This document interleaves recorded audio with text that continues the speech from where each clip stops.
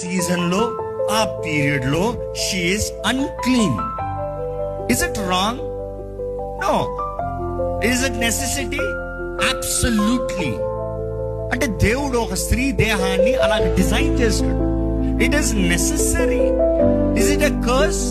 No, it is a blessing. ఎందుకంటే ఈ రోజు వైద్యులు చెప్తారు, దానిని బట్టి స్త్రీలో ఉన్న ప్రతి అనారోగ్యము బయటికి పోతారంట, స్త్రీలో ఉన్న ఇన్ఫెక్షన్స్ బయటికి పోతారంట. It is the best thing when they have that season, their body is renewed అంట, నూతన పరచబడుతుందంట. సో దేవుడు అంటాడు, ఇట్ ఈస్ అ నెసెసిటీ. నువ్వు ఆరోగ్యంగా మంచిగా జీవించాలంటే ఇట్ ఈస్ అ సైకిల్. దేవుడు సృష్టి మొత్తం చేసినప్పుడు ఇట్ ఈస్ సైకిల్ అండి.